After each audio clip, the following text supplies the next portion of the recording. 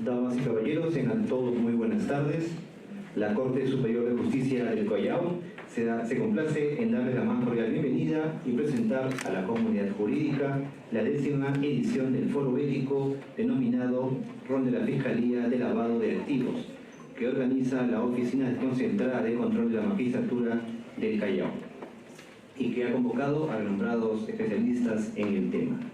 Saludamos a las autoridades que nos acompañan en la mesa de honor, al señor doctor Walter Benigno Ríos Montalvo, presidente de la Corte Superior de Justicia del Callao. Nuestro saludo para el señor doctor Víctor Roberto Obando Blanco, jefe de la Oficina Desconcentrada de Control de la Magistratura del Callao.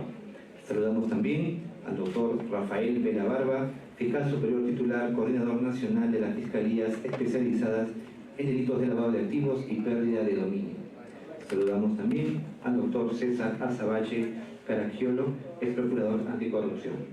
Señores magistrados, señoras y señores, antes de iniciar la conferencia debe informarse que este evento es transmitido por videoconferencia en otras salas de audiencias y en el auditorio de la sede de la avenida 2 de Mayo, dado que se ha superado las expectativas en la capacidad de participantes. Damas y caballeros, a continuación se inaugura el 10º Foro Ético en las palabras del señor presidente de la Corte Superior de Justicia del Callao, el señor doctor Walter Benigno Ríos Montalvo, para que pedimos un fuerte aplauso.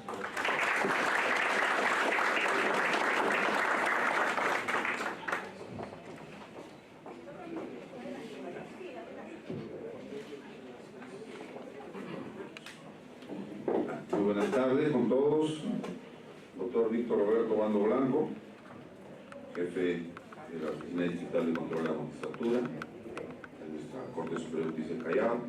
Doctor Rafael Vela Barba, fiscal superior, titular, coordinador de las Fiscalías especializadas en delito de lavado de activos y pérdida de dominio. Doctor César Azabache Caragiolo, profesor universitario, procurador de corrupción, señores magistrados, señores servidores, jurisdiccionales, administrativos, señoras y señores.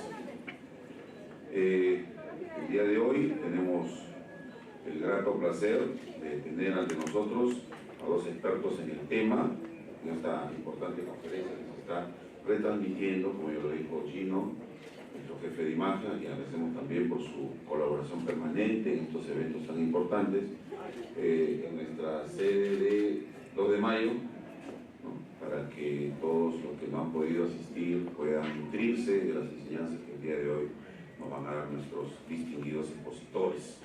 Solamente unas breves palabras, es un tema muy importante que ha acaparado la atención, no solamente de los académicos, ¿no? El tema del lavado de activos, de la dogmática penal, sino también de la ciudadanía en general, ¿no? Eso ha llevado inclusive a tal punto de que nuestra Corte Suprema de Justicia ha emitido diferentes pronunciamientos, los cuales han sido materias de comentarios y que seguro que el día de hoy va a ser también materia de comentario y análisis por nuestros expositores. De igual manera, quiero agradecer la presencia de todos y cada uno de ustedes en este importante evento académico organizado por la Oficina Distrital de Control de la Magistratura del Callao, ¿no? Para que todos y cada uno de nosotros aquí presentes tengamos pues las posiciones importantes e interesantes de nuestros distinguidos expositores, como reitero. Sin más preámbulo, tengo el agrado de declarar inaugurado este evento, ¿no? Y dejar en uso la palabra a nuestro maestro de ceremonias, a efecto de que pueda hacer la presentación correspondiente de nuestros distinguidos expositores. Muchas gracias.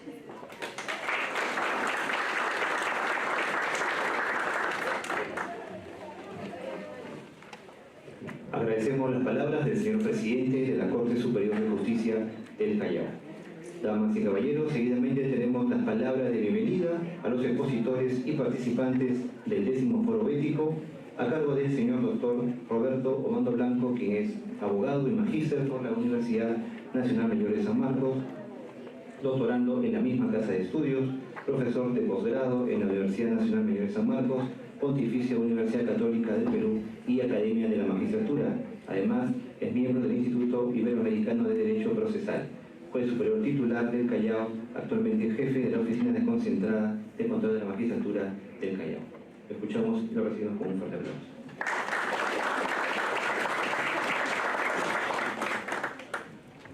Muy buenas tardes, señor presidente de la Corte Superior de Justicia del Callao, doctor Walter Ríos Montalvo, doctor Rafael Vela Barba, doctor César Azabache Caraciolo, que nos acompañan en la mesa de honor. Damos la bienvenida a todos los participantes del 10º Foro Ético que, como se ha dicho, organiza la Oficina Desconcentrada de Control de la Magistratura del Callao, evento académico que está oficializado por la presidencia de esta Corte y es una actividad estratégica que forma parte del Plan de Gestión 2015-2018 y que busca convertirse en un espacio de reflexión y debate que permita fortalecer, difundir y evaluar la ética judicial, pública y profesional.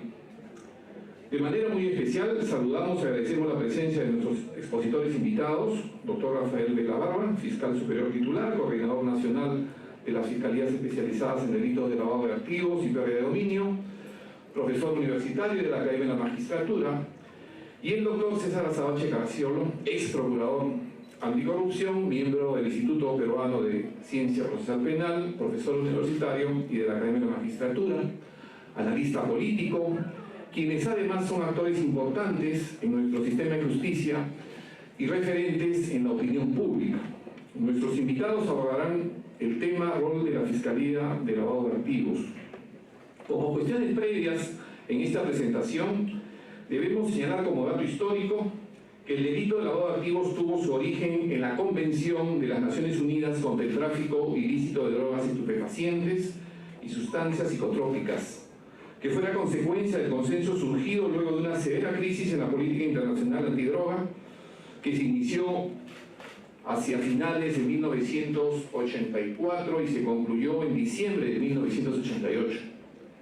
El juez supremo y profesor universitario Víctor Prado Saldarriaga, en su curso Delito de lavado de activos, nos brinda un concepto operativo sobre lo que es el lavado de activos, que lo asocia con un proceso variado y dinámico, señalando que identificamos este delito como un conjunto de negocios jurídicos u operaciones comerciales o financieras que procuran la incorporación al circuito económico formal de cada país, sea de modo transitorio o permanente, de los recursos, bienes y servicios que se originan o están conexos con actividades criminales. Son tres los aspectos que caracterizan de manera especial a todas estas operaciones de sustitución y legalización de bienes y capitales de procedencia ilícita. El primer aspecto característico de las acciones de lavado está referido al modus operandi que emplea el agente al ejecutarlas. Un segundo aspecto que también caracteriza de modo determinante a las operaciones de lavado de activos se expresa en las cualidades psicosociales y de especialización que definen el perfil del agente del delito. Finalmente, un tercer aspecto se relaciona con el entorno comercial y financiero moderno, el cual, asimilando las nuevas tecnologías y la globalización económica, ha ido generando espacios intermedios, sinuosos o grises, donde los negocios legales pueden ser utilizados o transformados con comodidad para propósitos ilegales. Prototipo de ello lo constituye el amplio espectro de los negocios offshore. Conceptos de corrupción. La corrupción, como sabemos, es una patología grave y extensa del sistema socio, político y económico, que afecta directamente a los ciudadanos. La corrupción es un tema de antigua data que daña gravemente el crecimiento económico y las instituciones de los países involucrados. No existen países inmunes a la corrupción. Resaltando la necesidad de políticas públicas, que es un tema trascendente, observa el doctor Sergio Moro, juez federal de Brasil, que la corrupción sistémica no es común, pone en riesgo el sistema democrático, en cuyo cuadro se eleva el presupuesto, genera costos y recursos, se toman decisiones equivocadas para generar el dinero de la corrupción, las inversiones nacionales y extranjeras se alejan, dado que no deciden invertir por un mercado viciado afectando la confianza en la democracia y el Estado constitucional de Derecho. La corrupción es en esencia el ejercicio abusivo del poder. Por su parte, el doctor José Ugas explica la corrupción sistémica no se elimina desde la justicia.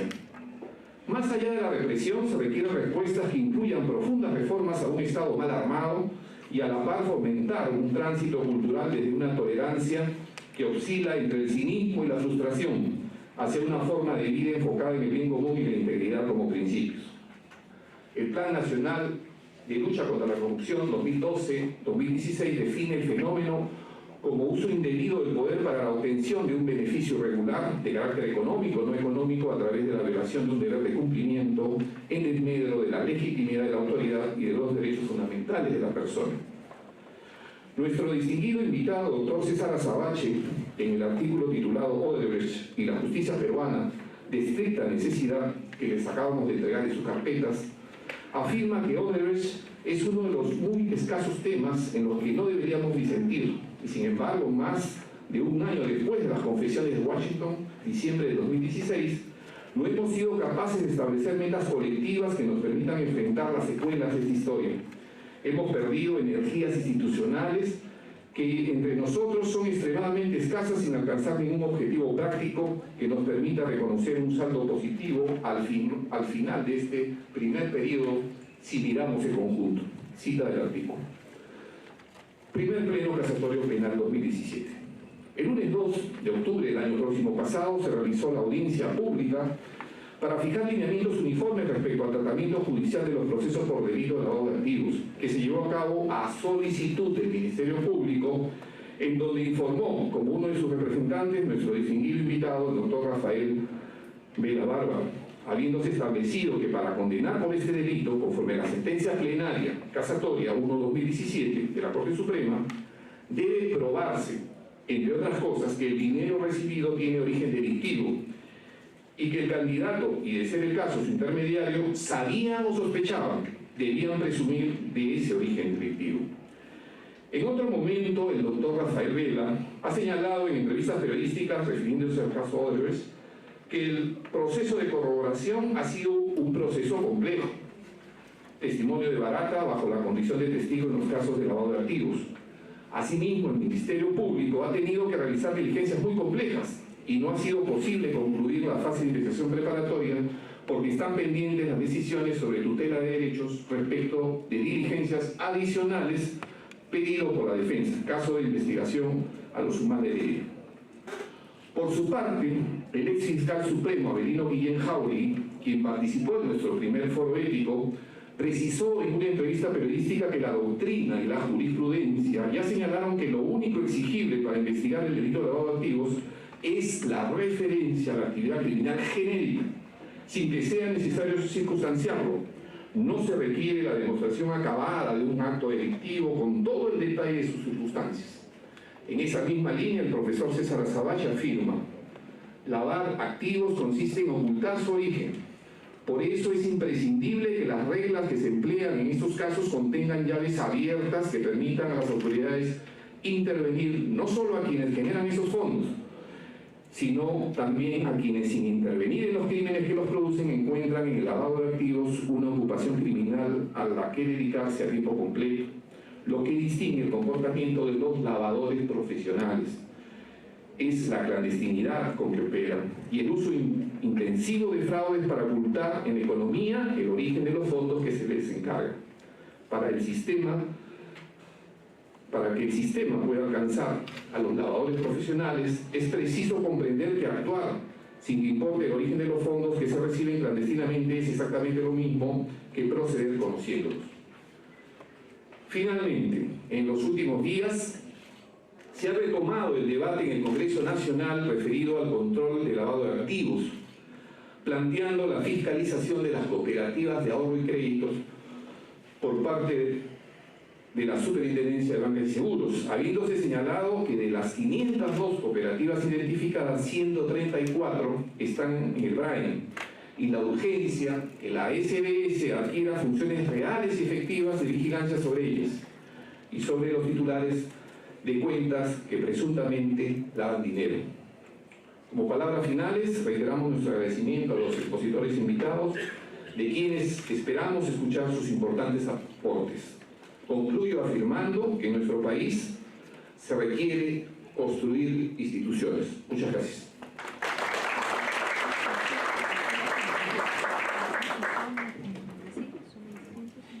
ha sido las palabras de bienvenida y presentación de los expositores a cargo del doctor Víctor Obando Blanco, jefe de la ODECMA Callao. Distinguido auditorio, tenemos el grato placer de presentar a nuestro primer invitado, el doctor Rafael Mena Barba, quien es fiscal superior titular, coordinador nacional de fiscalías especializadas en delitos de lavado de activos y pérdida de dominio, quien nos presenta la conferencia denominada El rol de la Fiscalía de Lavados de Activos. Vamos a recibirlo con un fuerte aplauso.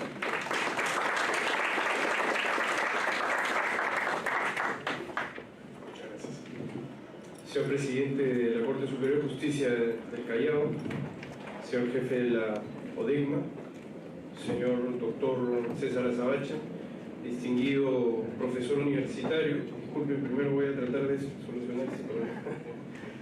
Distinguido profesor universitario, abogado litigante, de los que siempre da gusto compartir la grima intelectual de las audiencias, porque eso sin duda alguna enriquece el debate y produce un insumo necesario para que los señores jueces puedan tomar las decisiones cuya motivación siempre alcance el alto estándar de exigibilidad de un momento en el que nos encontramos, particularmente emotivo, dadas las circunstancias que se han hecho referencia por el muy distinguido señor doctor Víctor Obando, en las que estamos seguramente mayormente afectados por lo que pueden ser casos de gran envergadura, de gran complejidad y de una incidencia que toca a personajes de la clase política, de la clase gubernamental, y que efectivamente nos plantean el reto de si como instituciones vamos a responder de una manera efectiva, poniendo en un balance estricto lo que es la proscripción de la impunidad con el ejercicio del debido proceso, del derecho a la defensa. Y en ese aspecto creo que justamente la participación de abogados muy distinguidos, ¿no?, dentro del debate y dentro del quehacer, genera que efectivamente estemos ante una dinámica, ante una dialéctica en la que seguramente el debate podrá permitir que lleguemos hacia escenarios en los que, más allá de qué es lo que se resuelva, sin duda alguna vamos a estar dentro del nivel de opinión de los altos estándares que esto va a producir por ¿no?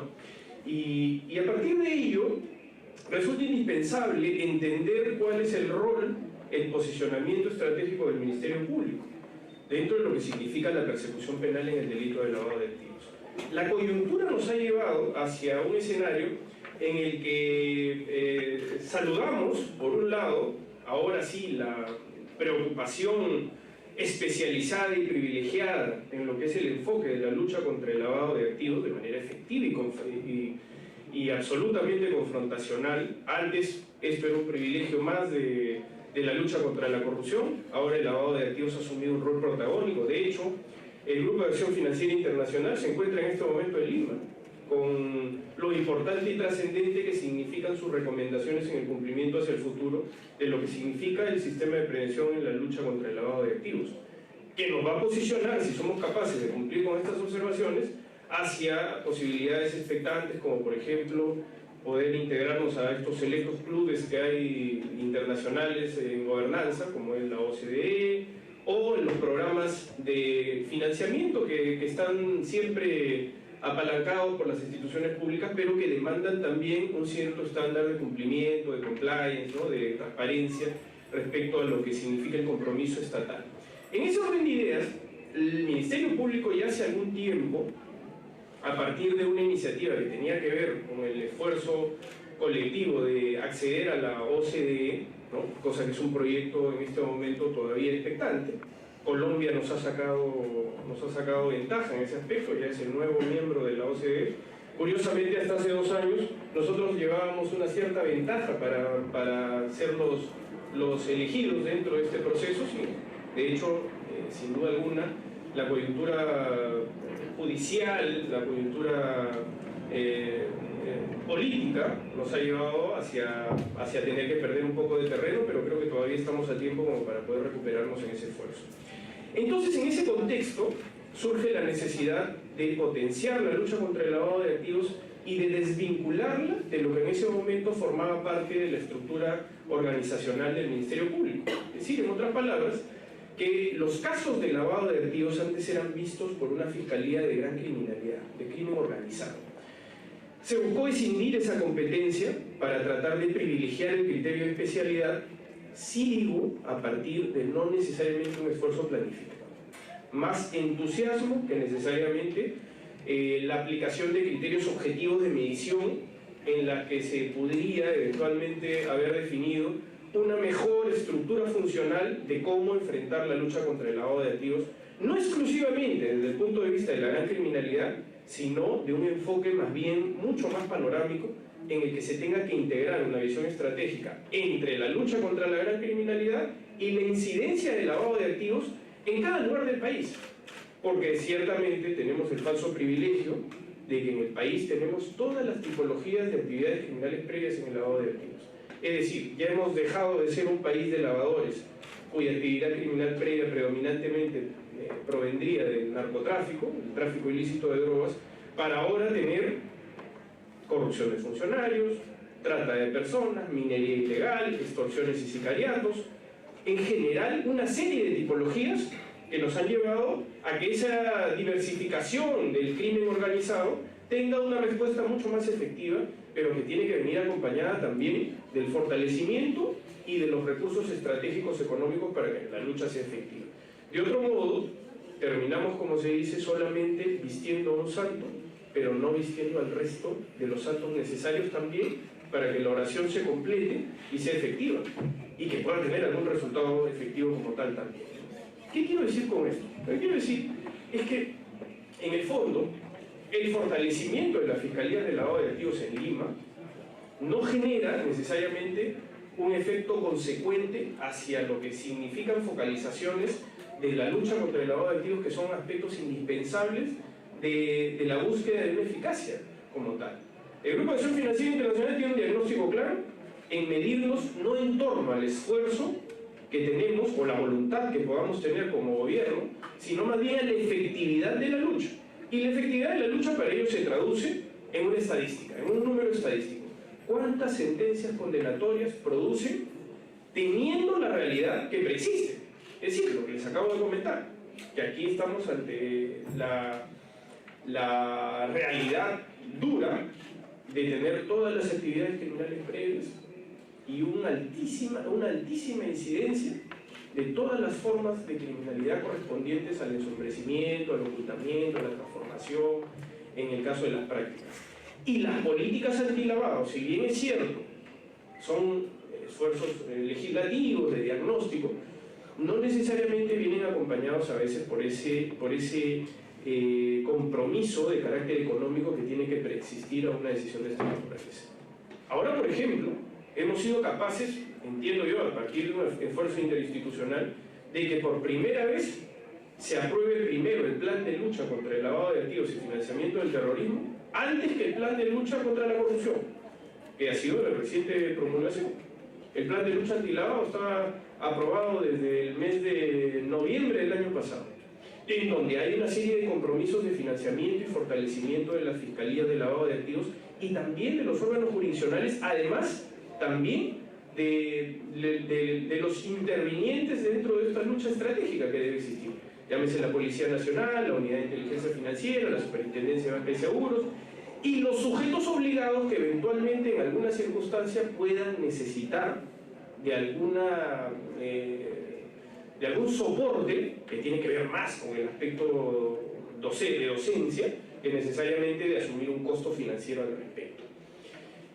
A partir de esa realidad, por ejemplo, ahora en el tema que coyunturalmente se está tocando, en la supervisión de las llamadas cooperativas de ahorro y crédito, tenemos, por ejemplo, casos en donde en el BRAE, ¿no?, esta región BRAE que se llama ahora, ¿no?, que es la región de una alta incidencia de narcotráfico y terrorismo, tenemos la proliferación de una serie de cajas rurales, por un lado, que estas sí están supervisadas, y por otro lado, de las famosas y llamadas cooperativas.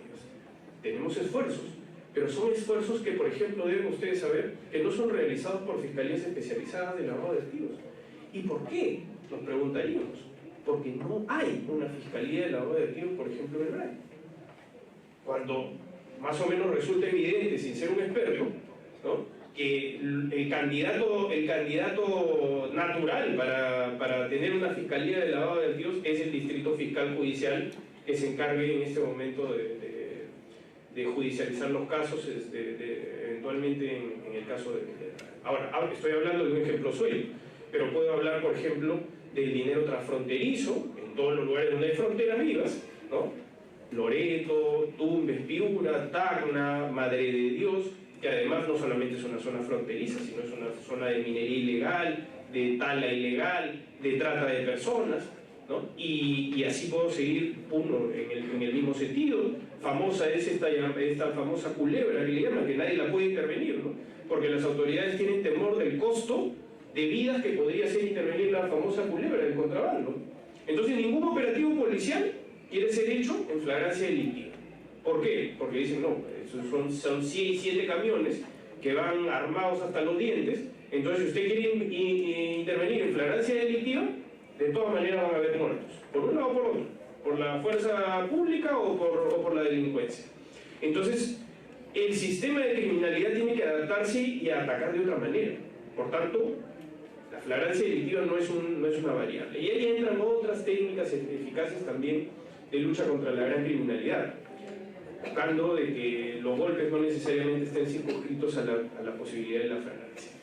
Entonces nos hemos preocupado más por fortalecer la Fiscalía de Gran Criminalidad en Lima que por diagnosticar, por tener una data estadística fiable de dónde necesitamos potenciar las unidades de lavado de activos desde el punto de vista del Ministerio Público, pero hablo de unidad porque de nada sirve tener una fiscalía especializada en el lavado de activos si no tenemos la capacidad de soportar, por ejemplo, el auxilio pericial correspondiente, o si la Policía Nacional no tiene tampoco la capacidad de descentralizar su esfuerzo y sacar a las divisiones de lavado de activos desde Lima y más bien tener que generar polos, no sé, si polos específicos en determinado lugar o en determinada área geográfica que permita también que el esfuerzo no tenga que integrarse siempre hacia Lima.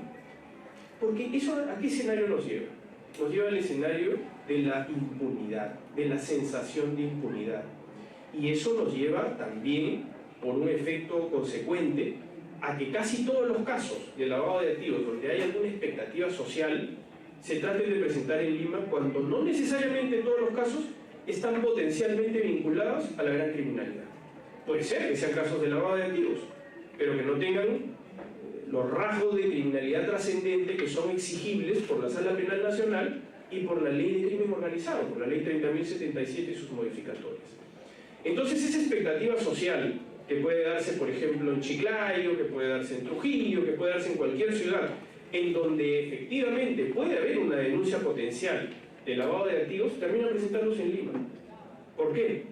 Porque la expectativa de especialización, por un lado, y la respuesta hacia lo que significa una denuncia que podría eventualmente tener una preocupación social y una valoración incluso diferente, termina más bien relacionándose hacia otros criterios de opinión que pueden ser fundados también, ¿no? El temor, por ejemplo, de la contaminación de las autoridades en los casos de gran corrupción, ¿no? Dicen, bueno, es que aquí no hay respuesta, acá hay lavado de activos, producto de la gran corrupción, pero los jueces y fiscales están mimetizados con la corrupción, así que no hay respuesta, entonces todo se termina presentando en Lima. Con lo que finalmente hay un colapso también en las fiscalías de Lima, porque de todas maneras tienen que hacerse actos de investigación para poder determinar si hay un caso que es candidato potencial a que se quede en Lima y que pueda ser presentado ante la Sala Penal Nacional, que finalmente es quien tiene la atribución de determinar la competencia de un caso de esta naturaleza. Es decir, no la tenemos los fiscales. Los fiscales sí podemos tener inicialmente una proyección hacia las potencialidades que podría tener un determinado caso, pero la última palabra siempre la tienen los jueces de la Sala Penal Nacional, porque ellos tienen que determinar si se trata de una organización criminal, si la organización criminal es trascendente a partir de haber sobrepasado más de un distrito judicial, más de un distrito fiscal, o que tenga consecuencias o vinculaciones a nivel internacional. Entonces eso, todo ello, son criterios que la Sala Penal Nacional debe determinar. Entonces nosotros tenemos en principio una tarea, que es una tarea muy importante, muy válida, de iniciar estos casos, Es decir, decidir si lo vamos a iniciar el IMO, si lo vamos a iniciar, o si lo vamos a delegar a las provincias. El problema de delegarlos a las provincias es que no tienen infraestructura. Sepan ustedes que nosotros solamente tenemos fiscalías especializadas en Puno, en Arequipa y una de reciente creación en el Santa. Si ustedes me preguntan en Puno, bueno, yo diría que sí hay pues, razones plausibles como para que exista una fiscalía de lavado de activos, ¿no? Hay pues, minería ilegal, hay trata de personas, hay narcotráfico, hay contrabando, ¿no? Entonces uno podría decir que sí. Arequipa, la verdad que yo no lo sé. Tal vez sea porque es la ciudad más grande del país, ¿no? Y que de repente por su proximidad con Puno sea un canal, bueno, pero nada de eso hubo una exposición de motivos como para determinar dónde es que se necesitaba una fiscalía. Porque si todas estas razones fueran explicadas, entonces entenderíamos por qué es que ahí resulta necesaria una fiscalía. Y hay que desarrollar indicadores objetivos para saber dónde, con la poca plata que tenemos, ¿no? deberíamos estar en condiciones de poder plantear una lucha efectiva. Pero reitero, de nada sirve con que el Ministerio Público tenga un esfuerzo inorgánico si el Poder Judicial, si la Policía Nacional, si la Unidad de Inteligencia Financiera, si en realidad el resto de componentes de lo que es el sistema de prevención antilavado no funciona. Y eso significa porque el sistema de prevención antilavado sea eficaz. Y como sabemos, en un país de alta informalidad, en un país donde los costos son siempre un factor predeterminado para posicionar lo que es una obligación en este caso, que son las obligaciones de los oficiales de cumplimiento, terminamos generando un factor interesante de medición de qué es lo que está fallando también en el sistema de prevención. Ahora, recientemente, por ejemplo, en las normas antilavado se han incorporado hasta los abogados, ¿no?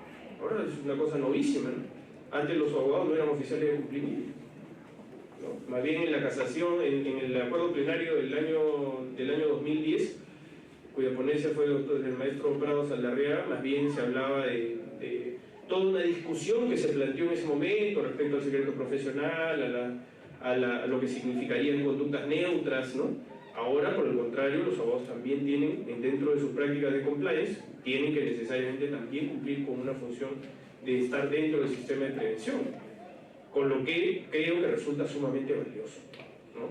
Porque de otra manera, siempre el pago de los honorarios profesionales es un tema vital, ¿no? Porque además tiene que ver con que muchas veces el sistema tendría una paradoja en sí mismo con que al final el financiamiento, incluso hasta la defensa legal, más allá de ser un derecho, termine generando más bien una ventaja respecto a lo que es el dinero de procedencia ilícita. Y los abogados somos profesionales en el derecho que tampoco podemos contribuir en ese aspecto. Entonces, si me van a pagar mis honorarios, que me los paguen, pero con dinero que yo sepa que es de procedencia lícita. Más allá de la presunción de inocencia, lógicamente, porque es un tema bastante difícil y discutible, ¿no? Pero yo creo que siempre es interesante plantear el debate de lo que esto eventualmente va a producir, ¿no? Entonces, les hablaba de que el esfuerzo interinstitucional no puede desvincularse. Y el escenario de Contralaf, ¿no? de lo que es la aprobación del plan de lucha contra el lavado y financiamiento del terrorismo, ha sido un escenario sumamente interesante para el debate y para entender que si estamos tratando de plantear un criterio de especialización, la especialización no puede ser solamente unívoca. Es decir, en otras palabras, tenemos que entender que en el caso del ejercicio de la profesión, naturalmente el abogado de libre elección es elegido por sus dotes, por sus calidades, por su prestigio, ¿no? Y ciertamente en los casos de corrupción, de lavado de activos, ¿no? Casos de gran criminalidad, hay abogados con muchísimas calidades y experiencia que confrontan naturalmente el criterio de especialización, que es algo, digamos, que está dentro de la dinámica procesal, ¿no? Que es algo normal. Los fiscales también tienen que responder, porque si dentro de la estructura de lo que es la lucha efectiva tenemos un fiscal que no está preparado, un abogado que está muy bien preparado y un juez que no lo está, entonces ¿quién toma ventaja de esa situación? Justamente el sistema, y más bien lo que hay que tratar es de entender que el criterio de especialización demanda a jueces y fiscales que estén muy bien preparados en la lucha contra el lavado de activos. Y ahí tenemos un problema, reitero, porque para ser absolutamente honestos, en el caso de la lucha contra el lavado de activos, más nos hemos vinculado a la experiencia que a la formación, porque la pregunta siempre subsiste: ¿quién escoge al especialista? Es decir, en nuestro país, quien selecciona quien realiza el proceso de selección y nombramiento, como saben todos nosotros sabemos, es el Consejo Nacional de la Magistratura.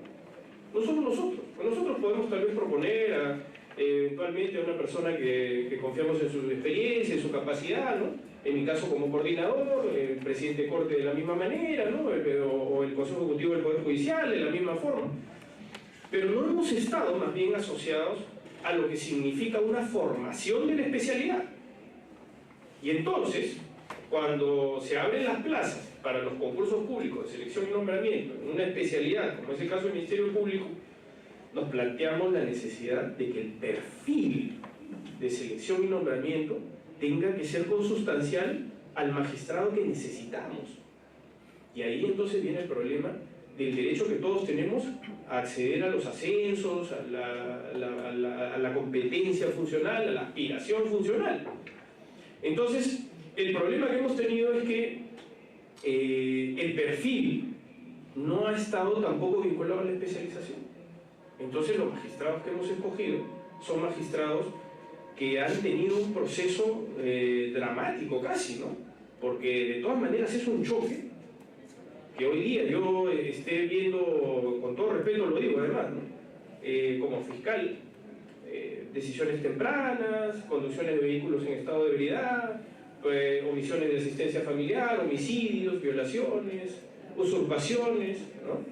Y que me encuentre con el caso Oropesa, por ejemplo, ¿no? O sea, hoy día estoy viendo estos casos que, digamos, no es que sean de bagatela, sino que son de escasa lesividad o de una menor lesividad, y luego tengo que confrontar un caso de gran complejidad. Y tengo que debutar con lo más difícil, como se dice. Ahora, ¿alguna vez ese magistrado había visto un caso de lavado de activos? Nunca en su vida vio un caso de lavado de activos. Y tiene que afrontar la realidad en ese aspecto. Luego ya ha pasado el tiempo, ¿no? Y ha tenido que hacer, como dicen, experiencia en el camino, ¿no? Por eso decía que más nos hemos vinculado a la experiencia que a la formación en la especialidad. Porque si tuviéramos que establecer un perfil, entonces tendríamos que demostrar en el proceso de selección y nombramiento que estamos vinculados a lo que es el estudio, digamos, la formación, la alta especialización.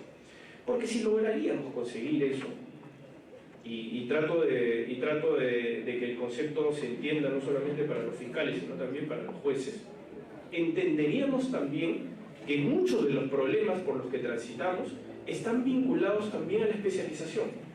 El año pasado ha sido indispensable, necesario, que los señores jueces supremos se reúnan en un pleno casatorio, pedido efectivamente el Ministerio Público, donde me tocó el honor, como bien lo ha dicho el señor doctor Víctor Obando, de representar al Ministerio Público conjuntamente con el señor fiscal supremo, el doctor Tomás Aladino Garri Villegas, ¿no?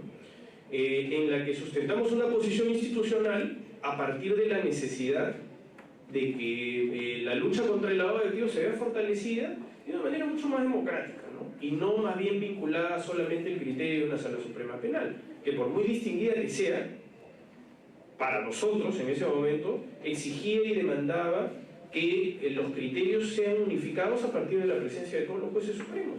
Y en esa cuestión democrática de quienes están por decidir, encontremos también el justo medio, el equilibrio, no necesariamente que nos den la razón como fiscales, porque de eso no se trata, sino más bien de que el pleno casatorio, ¿no?, busque esa función gramofiláctica que tiene el recurso ulteriormente y que mejore los criterios de especialidad irradiándose hacia el resto.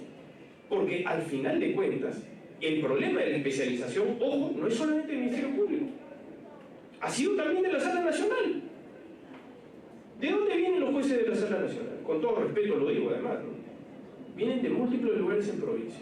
En determinado momento, lo que se había conseguido es que habían muchos jueces de Lima, esencialmente, que fueron en determinado momento seleccionados y que hicieron esa labor de experiencia. Algunos de ellos habían participado en la lucha contra la corrupción, entonces luego pasaron a la Sala Penal Nacional, hicieron una experiencia, pero luego los criterios se distorsionaron. Y yo ahora tengo cierta libertad para poderlo criticar, porque antes era juez y ahora ya no lo soy.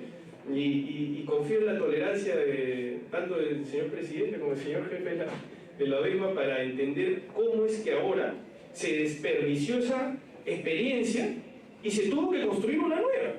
Entonces, claro, nuevamente, un distinguido magistrado está tal vez en provincia. Yo no digo que eso sea peyorativo, porque el saber no ocupa lugar cuando uno quiere obtenerlo, ¿no? Y capacitarse es un esfuerzo personal, ¿no? Ustedes están acá por voluntad propia, nadie los obliga, pero es un sacrificio porque están sacrificando seguramente sus horas de ocio, al que tienen derecho, luego las sacrificadas labores que realizan todos los días. Entonces, a partir de esa situación, e incluso de la especialización y del contacto cotidiano, porque muchas cosas se aprenden haciendo, tenemos que contrastar con la realidad de cuál es el criterio y el perfil también de selectividad de los jueces de la Sala Penal Nacional.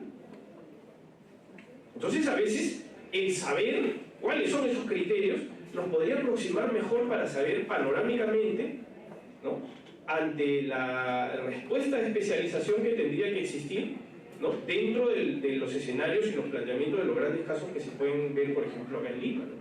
Y eso lo traslado a provincia, porque finalmente tenemos jueces que, reitero, de la misma manera que los fiscales que están viendo casos de escasa lesividad, finalmente tienen que ver casos de gran complejidad en el caso de lavado de activos.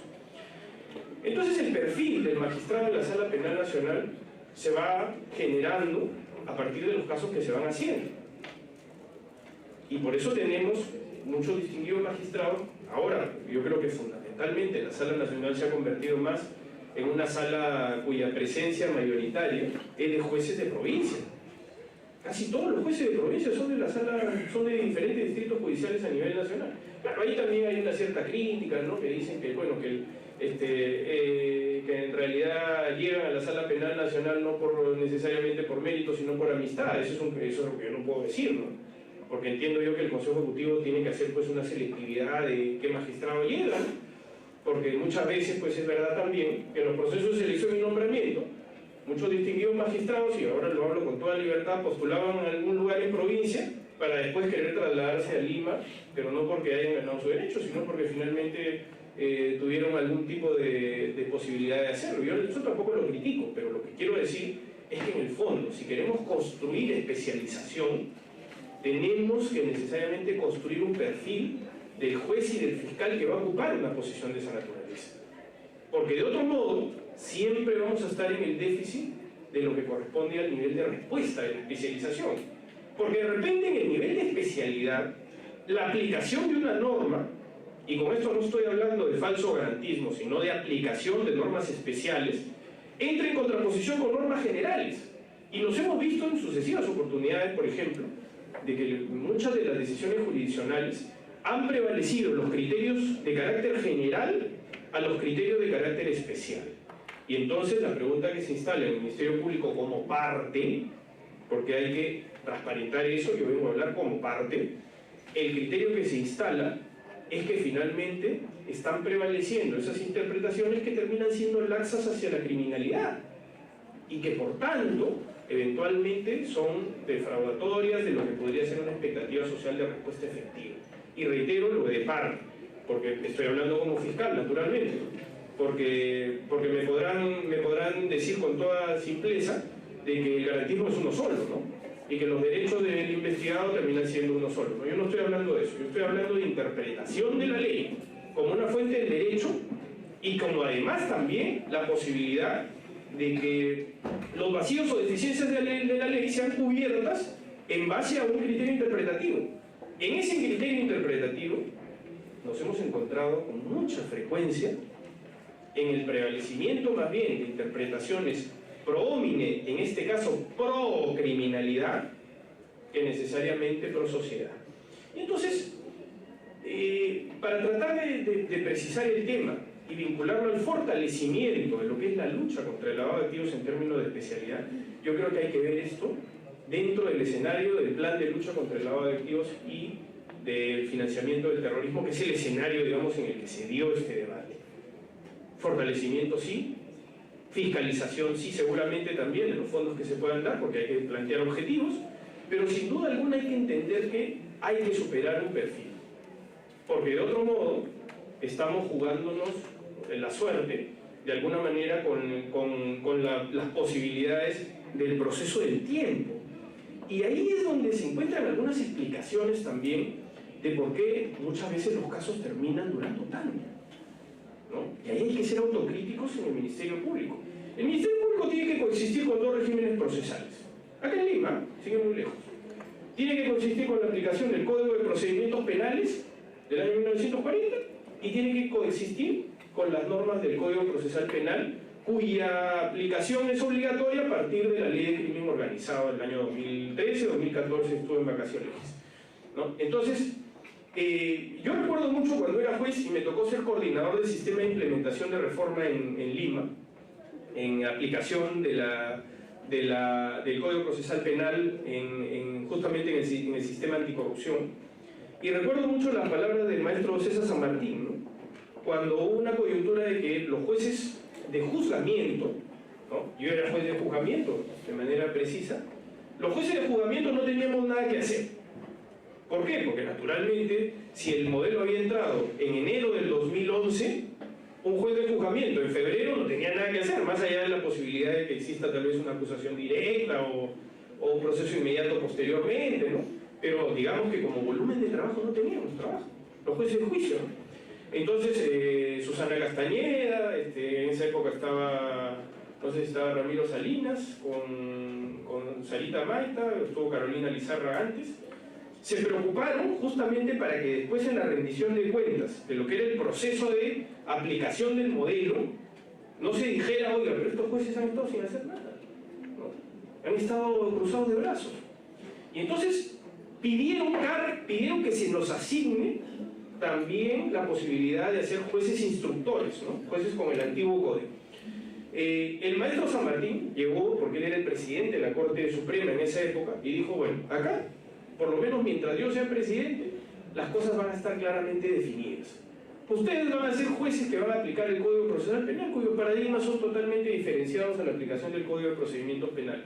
Los vamos a capacitar, les vamos a dar toda la formación correspondiente para que cuando ustedes tengan que responder a la aplicación y al resto del nuevo modelo, no tengan los atavismos, no tengan pues las prácticas antiguas, ¿no? Desvinculadas de lo que podría ser un modelo diferente. Y nunca se nos dio cargo, nunca. El primer juzgamiento que tuvimos fue hacia el mes de, me parece, junio, julio. Y durante todos esos meses recibimos capacitación. Nos mandaron a Arequipa, Trujillo, Piura, Cusco, Arica. A un grupo se fue hasta Colombia, Huaura. Viajamos por todo el Perú haciendo experiencia y tomando conocimiento de quienes ya aplicaban el modelo. Y buscando encontrar nuestro equilibrio también, ¿no? Porque en esa época estaba muy de moda el modelo de Arequipa versus el modelo de Trujillo, ¿no? Donde estaba el doctor Salas Arenas por un lado, en ese momento fue superior aún, ¿no? Y por otro lado estaba el doctor, ahí se me dio su nombre distinguido, fue superior, el doctor Burgo de Marín, ¿no? Que incluso era súper simpático en el asunto, ¿no? Porque recuerdo que cuando teníamos estas convenciones nacionales, ¿no? Cada uno iba a las mesas de trabajo, ¿no? Tratando de convencer al auditorio para tener una posición respecto a su interpretación del modelo, ¿no? Entonces, nosotros nunca tuvimos que coexistir entre ambos modelos, lo digo con sinceridad. Esa fue una decisión del doctor San Martín, y fue a todo costo, porque podrían efectivamente decir que tenían, en nuestro caso, 3 jueces de juzgamiento que no estaban haciendo casi nada, ¿no? Sino capacitándose únicamente, ¿no? Pero yo rescato esa idea, porque me pareció valioso en el entendimiento de que después estés en condiciones de responder con un criterio de especialización. Y es lo mismo que yo veo ahora, ¿no? Con la diferencia de que actualmente te tiran al ruedo y tú tienes que responder de manera efectiva cuando no necesariamente te ha acompañado la experiencia o la formación. Y ojo, no porque no hayas tenido preocupación, sino porque en el caso de una especialidad nueva, como es el caso del lavado de activos, es un reto complicado y difícil, ¿no? Y además porque todos se representan la posibilidad de los ascensos, no en función de las especialidades, sino de un derecho y una aspiración que es una cuestión natural también, ¿no?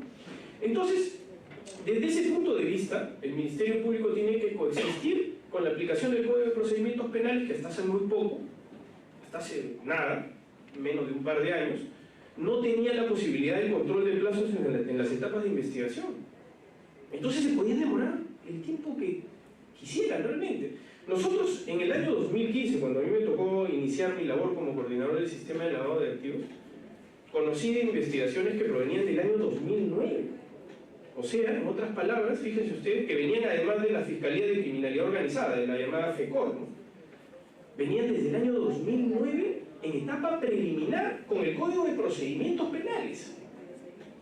Entonces, ojo, que esto no es un hecho inédito, y que se ha venido casi arrastrando como un atavismo, porque después hemos tenido, por ejemplo, casos ya de actualidad en donde efectivamente se han venido tramitando investigaciones con el Código de Procedimientos Penales porque no había la posibilidad de subsumirlas a la Ley de Criminalidad Organizada, y luego en determinado momento y en determinada coyuntura el fiscal podía decidir más bien adecuarlas a la Ley de Crimen Organizado, con lo que automáticamente tenía que aplicarle un sistema de plazos diferenciados.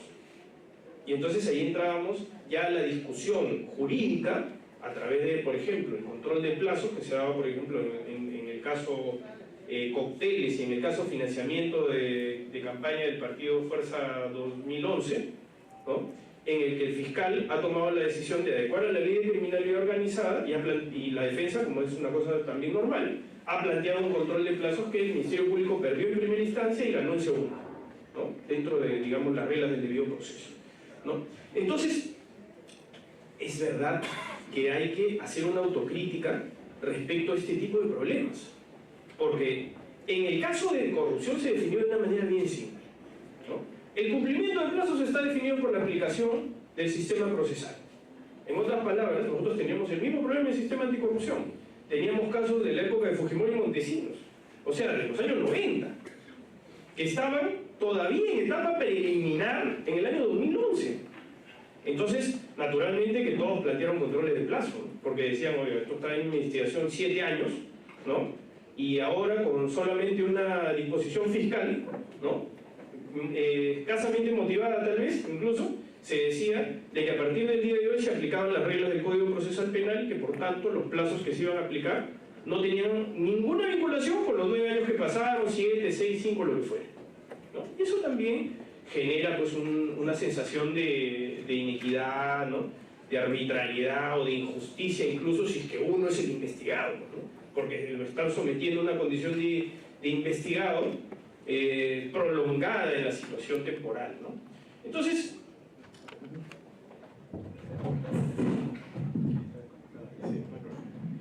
visto desde ese punto de vista, nos encontramos en la necesidad de que todos estos temas sean objeto también de pronunciamiento judicial. Lo van a hacer, ¿no? Porque se han planteado recursos de casación al respecto, ¿no? Para saber cuál es la delimitación de las liberalidades en el principio acusatorio, por ejemplo, ¿no?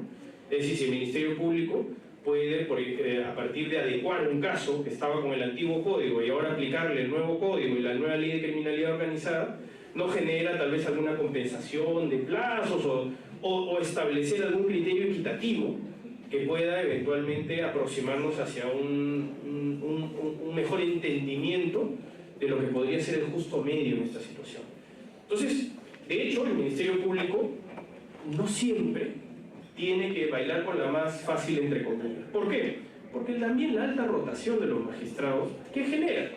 Genera que muchas veces ese fiscal que recibe la investigación no es el mismo que la tuvo paralizada 2 o 3 años, ¿no? Y tiene que heredar lo que se conoce como en el argot del Ministerio Público como una bomba, ¿no? O sea, hereda la bomba, ¿no? Que le dejó el fiscal provisional, ¿no? El fiscal que no era titular, y que él, como entra a ser titular, se tiene que encontrar con esa carga procesal y con ese descuido, con esa lentitud, lenidad o como quieran ustedes llamarlo, respecto a la tramitación de las investigaciones. Entonces, tiene la disyuntiva de replantear su estrategia de investigación o de archivarlo. No le queda otra, ¿no? Porque finalmente los plazos estaban absolutamente vencidos todos, ¿no? Entonces, o adecua o archiva, una de las dos.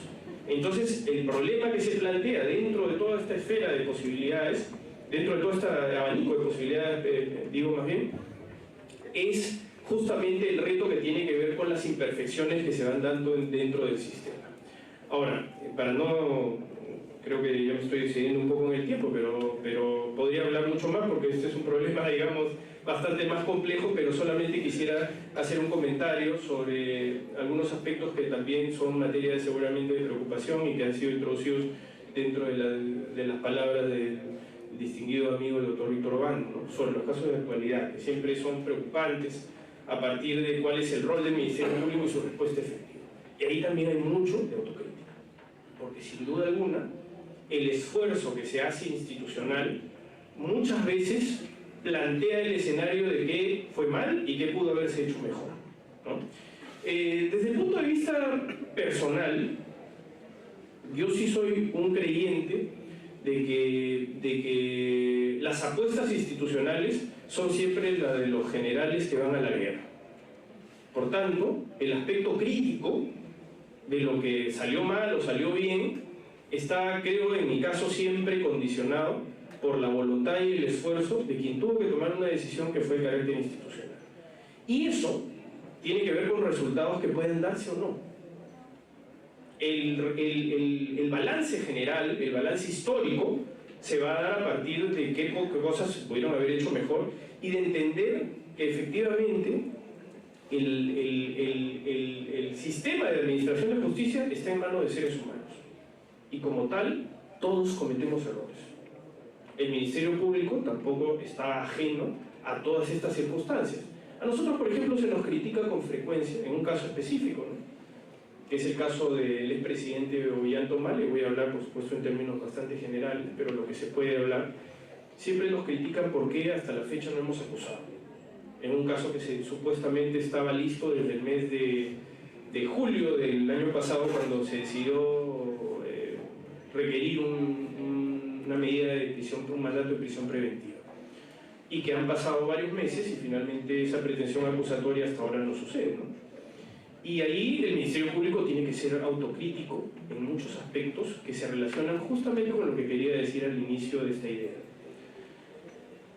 El problema de ver un caso de esta envergadura como un caso balcanizado, es decir, como un caso bifurcado, en donde los intereses no son institucionales, sino más bien son intereses que se vinculan al esfuerzo, que es algo plausible y es algo notorio y es algo hasta positivo, de que cada equipo de trabajo busque que sus casos sean potenciados y tengan un resultado efectivo. Pero desde mi punto de vista, no hemos sido capaces de poder articular un mejor nivel de coordinación entre los que ejecutamos la política, no entre quien la decide, porque quien la decide nos da todo lo posible dentro de las condiciones de trabajo que se tienen que plantear. El señor fiscal de la Nación nos ha dado todo lo que hemos pedido.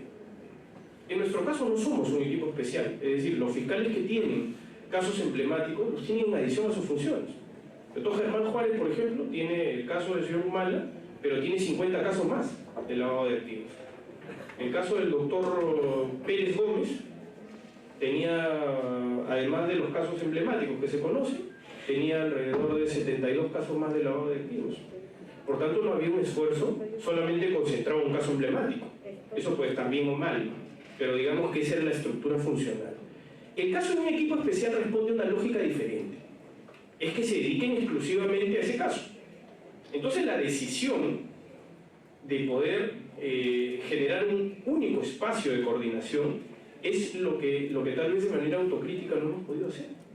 Por diferentes razones, pero tenemos que poner de todas maneras en una balanza, ¿no?, todas estas condiciones y saber hacia dónde nos ha llevado ese esfuerzo y hacia dónde la ejecución de una decisión no ha sido tal vez la más eficiente, ¿no?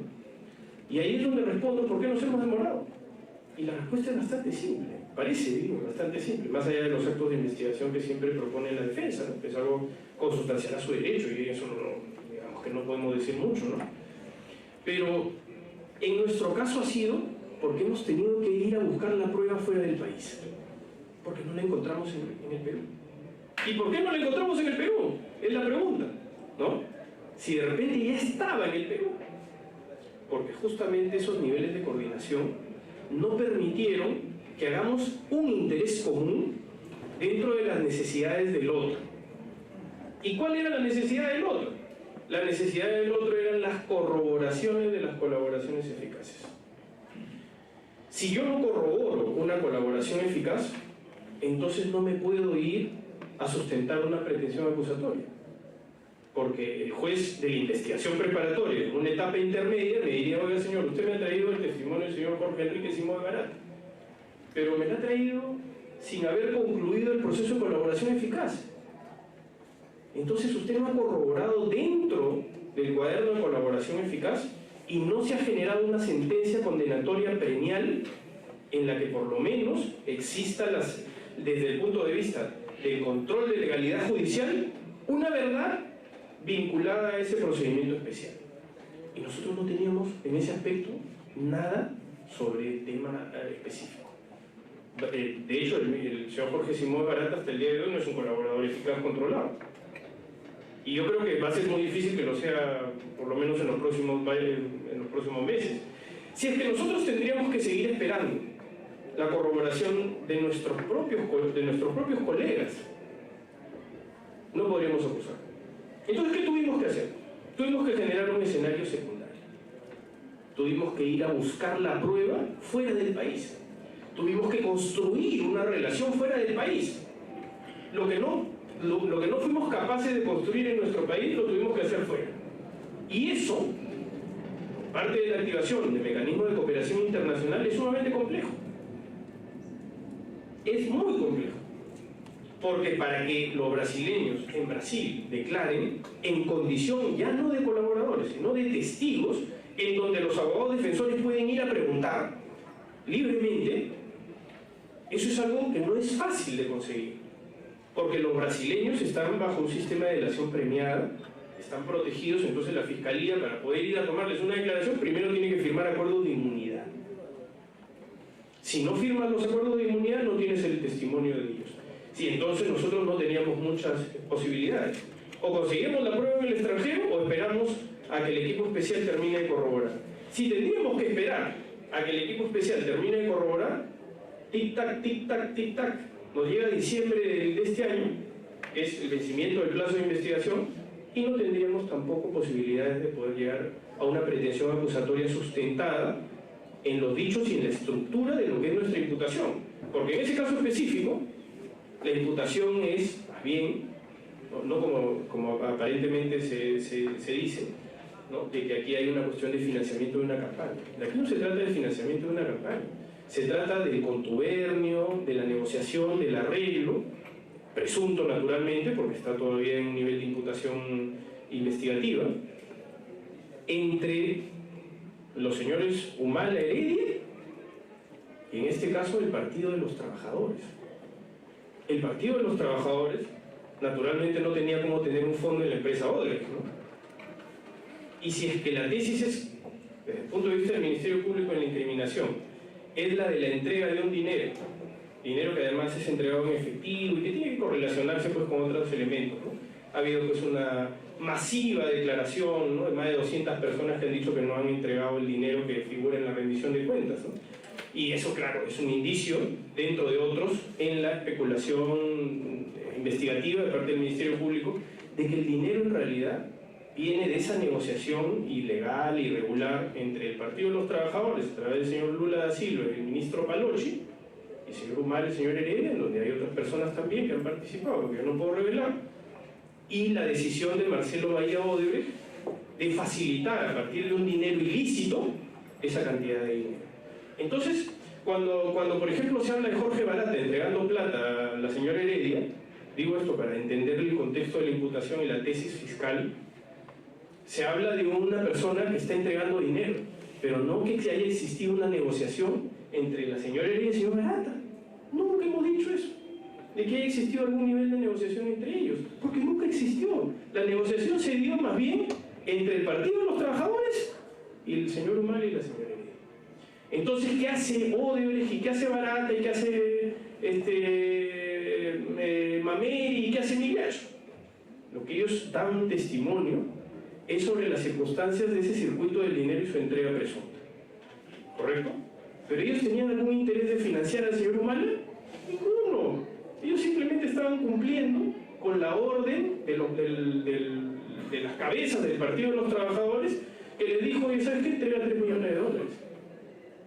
Naturalmente esos $3 millones el Partido de los Trabajadores sabía que eran provenientes de la llamada Caja 2, ¿no?, el Departamento de Operaciones Estructuradas, que era un fondo ilícito. Ya la prueba nos llevará hacia el elemento subjetivo del tipo, que digamos que es otra cosa, ¿no? si había conocimiento de la procedencia ilícita del dinero, cuando en la tesis fiscal la negociación entre Lula Palocci y Humala Heredia, ¿no?, se da en el contexto de todas estas vicisitudes. Por tanto, finalmente, en el caso específico que se está planteando, aquí no hay necesidad, pues, de entender la negociación o el conocimiento o la vinculación entre Barata y Humala Heredia. Por eso, cuando se le pregunta a Barata, ¿usted en algún momento le dijo que el dinero era de procedencia ilícita? Barata dice, ¿por qué? Si yo soy un cajero, ¿no? Yo estoy entregando la plata que me obligaron a entregar, porque ni siquiera yo tenía voluntad de entregarla. Es más, yo me opuse, dice Barata, ¿no? Yo siempre me opuse, dije que no, de ninguna manera, ¿cómo les iban a dar plata? Si son antisistema, si eran, nosotros somos procapitalistas, se representaban a la izquierda. Así que, ¿cómo, de qué manera le iba a explicar una cosa diferente? No podía ser de otro modo, ¿no? Ahora, yo no digo que ese escenario sea sencillo de probar, eso es otra cosa, ¿no? Pero acá estamos hablando de manera directa en lo que considera el Ministerio Público que es un caso planteado entre Nadine Heredia, y con esto concluyo, entre Nadine Heredia y Ollanta Humala, ¿no?, el Partido de los Trabajadores con Lula Palocci y la entrega del circuito de la plata, ¿no? ¿Cómo se entregó la plata? ¿Si hubo dolero, no hubo dolero? Bueno, todo eso es parte del caso. Y todo eso se tiene que demostrar, se tiene que construir un caso, seguramente siempre la defensa busca una prueba directa, nosotros seguramente buscamos una condena por indicios, y en esa dinámica nos encontraremos, ¿no? Y ahí es donde estamos peleando todas estas consideraciones que son propias del ejercicio del derecho, ¿no? Y concluyo solamente con la parte de lo que significa el concepto de litigación, ¿no? Porque el concepto de litigación ahora ha trasvasado ya, solamente de ser un concepto estrictamente judicial, a debatirse mucho más a nivel mediático, a nivel de los medios de comunicación social, porque de hecho estamos en un mundo tecnologizado en donde la preocupación incluso social está vinculada notoriamente también por la información. Entonces, el Ministerio Público, con esto sí concluyo, el Ministerio Público ha implementado una política comunicacional que no tiene que estar vinculada, por supuesto, a los fiscales directamente, ¿no?, porque los fiscales tampoco podrían estar instalados en los medios de comunicación. Entonces el Ministerio Público tiene una oficina de imagen que lo que busca es aproximar, lo que significa una visibilidad de su trabajo, porque estamos hablando de un trabajo que busca legitimidad social y fundamentalmente ocupar un espacio. Porque ciertamente nosotros no ocupamos un espacio mediático. Los distinguidos abogados, con todo derecho además, ocupan todos los medios de comunicación social, y eso está bien porque es parte de su trabajo y no están haciendo nada incorrecto, ¿no? Pero creo que nosotros también reclamamos el derecho de muchas veces rebatir a un nivel mediático lo que se dice, y a veces no siempre es cierto, ¿no? Por ejemplo, nosotros nos dijeron que nosotros queríamos extender la investigación hasta el caso del señor Humala, del señor Heredia, hasta diciembre del 2018. Entonces yo, como vocero de la institución, tengo que salir y decir eso no es cierto. Ahora, ¿se puede hacer siempre? Todo lo que se declara está en base a una expectativa. La expectativa se puede cumplir o no. No se cumple a veces por estos problemas, incluso que son cuestiones estructurales internas, ¿no? Trataba de explicar, por ejemplo, una cuestión que no es a la mala fe, ¿no? Cuando nosotros decimos que tenemos un caso completo, es porque internamente nuestra coordinación, ¿qué nos dijo? Nos dijo que las colaboraciones eficaces estaban concluidas en septiembre, octubre del año pasado. ¿Pasó eso? No pasó. Entonces, como no pasó, o nos quedamos cruzados de brazos o nos ponemos a trabajar. Y nos pusimos a trabajar y diseñamos esa estrategia paralela que nos llevó hacia el escenario de ir a buscar la prueba fuera del país. Pero buscar la prueba fuera del país nos ha llevado a que recién en abril hemos tenido los testimonios de Mameri y Migliaccio. Con eso queríamos cerrar la investigación. El ejercicio del derecho a la defensa también se contrapone, porque ahora que el señor Humala y la señora Heredia recuperaron su libertad, no tienen ningún apuro en ser acusados.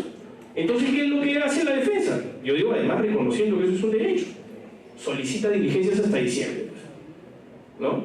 Entonces ahora nosotros nos encontramos en la imposibilidad de cerrar la investigación, porque nos han planteado tutelas de derecho para seguir realizando actos de investigación y evitar de que podamos cerrar la investigación preparatoria y procedamos a la acusación, con lo que cada día nos desprestigiamos, porque en general tenemos instalada en la conciencia colectiva de que ¿por qué no acusamos?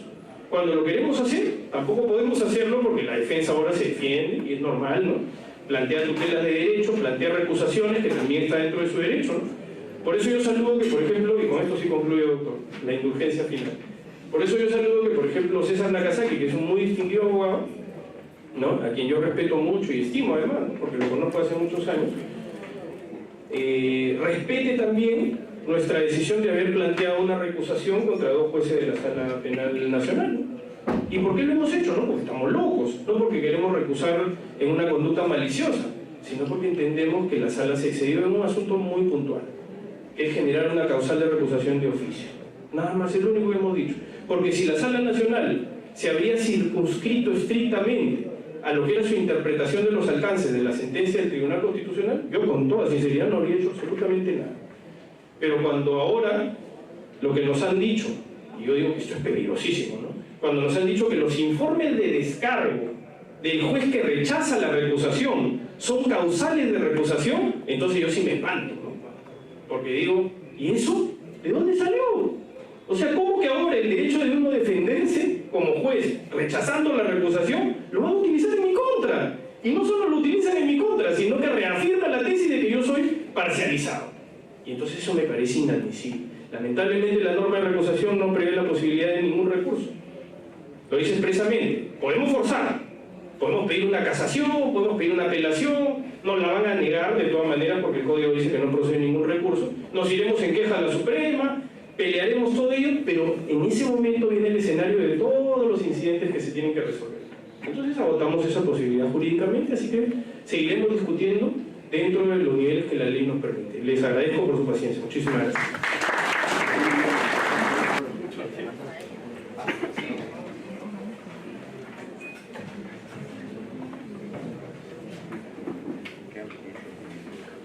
Muy bien, agradecemos la exposición del doctor Rafael Pena Barba y a continuación nos complace también presentar a un gran jurista especializado en este tema. Él ha sido procurador anticorrupción, miembro del Instituto Peruano de Ciencia Procesal Penal, profesor universitario de la Academia de la Magistratura. Con gran trayectoria profesional, recibimos y le damos la más cordial bienvenida al doctor César Azabache Caracciolo, a quien le brindamos fuertes aplausos. Doctor Rafael Vela, conozco a Rafael Vela desde que era juez de instrucción hace bastantes años. Creo, y tengo que decirlo clara y públicamente, que representa lo mejor que tiene el Ministerio Público, la vocación con la que Rafael Vela se ha hecho cargo no solo de la coordinación de una área sumamente compleja, con el lavado de activos, sino de una actividad creo que imprescindible, como es asumir los aspectos comunicacionales de una gestión sobre recursos tan escasos como lo que representa la acción penal son encomiables. Creo, y voy a seguir creyendo, que en realidad tengo más acuerdo que discrepancia con el modo que el Ministerio Público y el doctor Vela en particular hacen las cosas. De hecho, tengo que rescatar, voy a insistir en hacerlo, la enorme importancia que tuvo que el Ministerio Público comenzar el proceso de Lavallato haciendo algo que nadie estaba haciendo, verificar el punto de inicio de una primera puesta de acuerdo con una empresa que estaba confesa de diciembre del 2016, ¿no? Se criticó mucho que el Ministerio Público tuviera un acuerdo que tuviera de alguna forma esa suerte de señal de gesto inicial de los 8 millones de reparación, pero ese fue un momento en que la Procuraduría que tenía que hacerlo no estaba haciendo nada.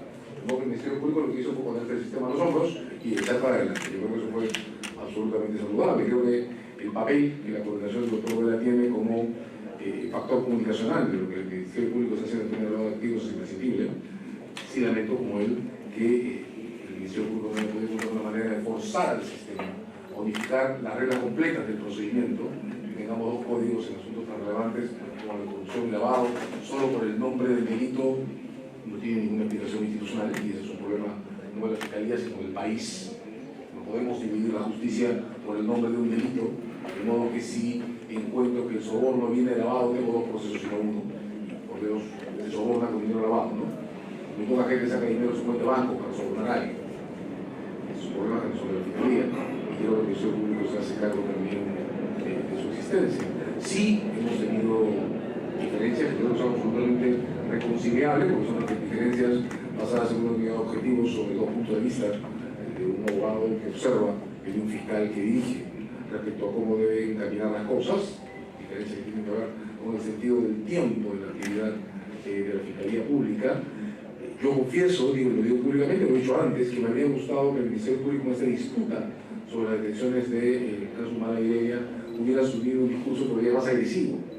Yo he dicho, insisto en decirlo, que leo en la actividad del Ministerio Público en este caso una vocación por afirmar algo que yo sí encuentro ubicado dentro de la regla del Código Procesal Penal del 2004.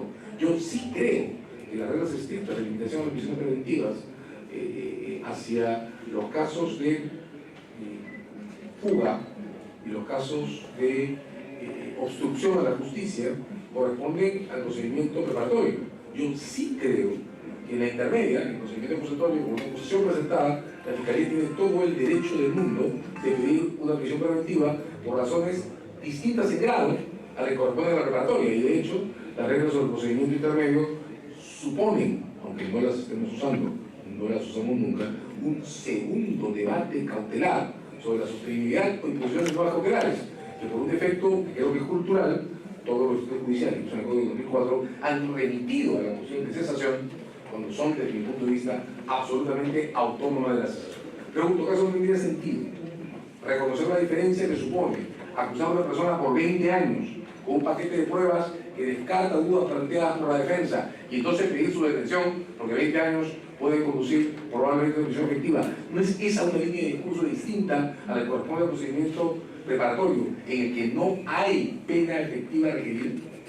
Nuestro código tiene una cláusula que dice que al presentar la acusación se puede volver a discutir las condiciones de aseguramiento de la presencia del imputado o las cautelares en general. Esa es la razón para que, desde mi punto de vista, y eso es por supuesto una diferencia que, repito, está enmarcada por un debate constructivo que creo que va en una dirección concurrente. La Fiscalía tiene todo el derecho al punto de decidir con una pelea que vincule el momento de presentación de la acusación a un nuevo debate cautelar. Esa es mi parte en esta discusión que don Rafael ha citado con precisión respecto al dilema del caso Mala, ¿no? Caso listo, caso pendiente, caso perfecto, caso asegurado. Es un dilema, en efecto, creo que las últimas discusiones alrededor de la intervención del Tribunal Constitucional, que para mí ha sido una intervención profundamente conservadora, este tipo de cosas que creo que son decisivas, no están resueltas, tendrá que mantener. Al otro lado, estoy absolutamente de acuerdo con el doctor Vela en punto a que el resultado de la discusión constitucional sobre la detención de Mala Iredia no puede tener, no debió tener y no debe tener ninguna consecuencia sobre la posición de los magistrados por el caso, ¿no?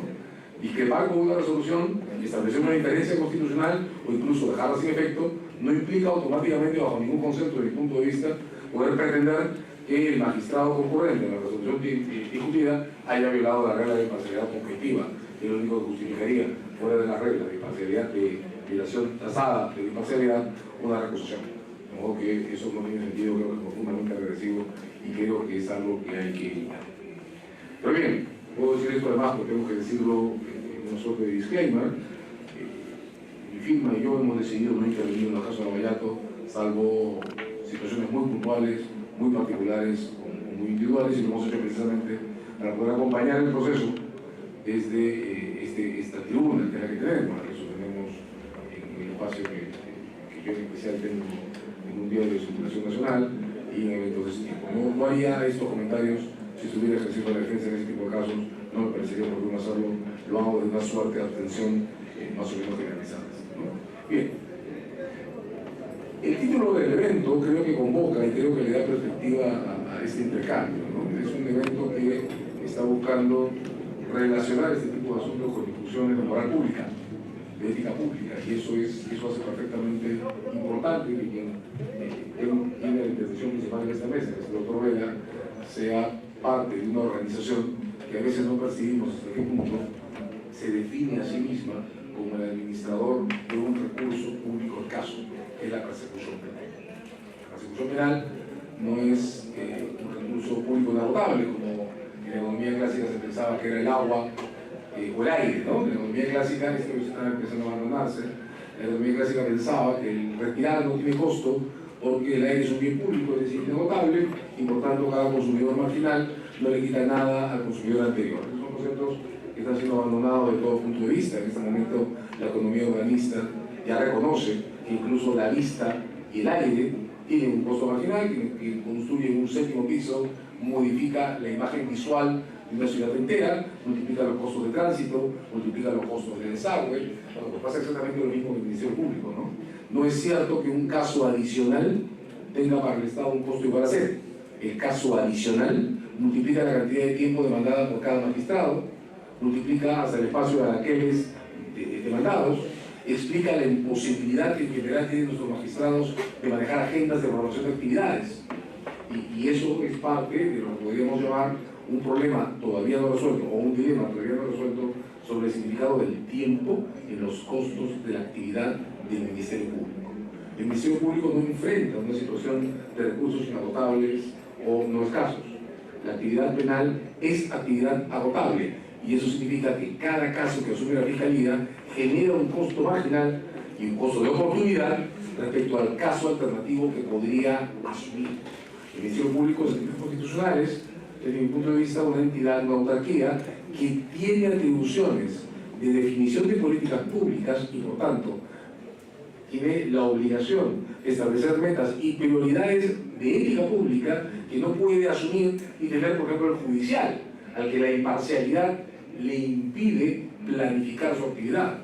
La regla de imparcialidad objetiva obliga a que los tribunales tengan que resolver los casos que vienen. Lo único que el judicial puede administrar es el tiempo, porque entre la demanda de Juan y de José, el judicial no puede decir que la de Juan se tiene primero porque es más importante, porque eso importa una violación a la regla de la imparcialidad. El Ministerio Público, en cambio, entidad que como está adscrita a un sistema de administración de los recursos escasos, la titularidad de la acción penal implica la asignación de la administración de la persecución, sí puede hacer juicio cívico, y está constitucionalmente obligado a hacerlo. Entonces cada caso nuevo que llega al Ministerio Público representa una decisión de asunción o de no asunción. Como eso voy a saltarme bastante, pero traje 4 notas cuando don Rafael comenzó su exposición, mis notas subieron a 20. Y en vida cuenta de la hora, voy a tratar de administrarlas como recurso público y escaso que es, ¿verdad? Eso lleva a una cuestión que creo que es decisiva. ¿Por qué las fiscalías de lavado de activos están siendo atacadas? Y acá sí tengo que asumir mi parte, porque yo también he tenido mi parte de casos. ¿Por qué las fiscalías de lavado de activos están siendo atacadas por la cuestión del retraso y el tiempo? ¿Por qué el sistema parece estarse fugando, lo digo con el mayor respeto, hacia la regla de los 36 meses para expandir el tiempo? ¿Por qué el nivel de saturación que hace que la fiscalía sienta que están atadas de mano? ¿Qué ocurre? Tengo la impresión que tenemos que empezar a revisar, y sigo en el marco de la discusión sobre políticas públicas, qué cosa estamos asumiendo como sistema que son los casos sobre lavado de activos. Yo me refiero aquí, evidentemente, a los casos emblemáticos. Los casos emblemáticos siempre tienen un tratamiento distinto, un nivel de percepción de demanda distinto, un cálculo sobre el impacto conformativo que las decisiones van a tomar distinto. ¿No? Me refiero a la masa global de casos, ¿no?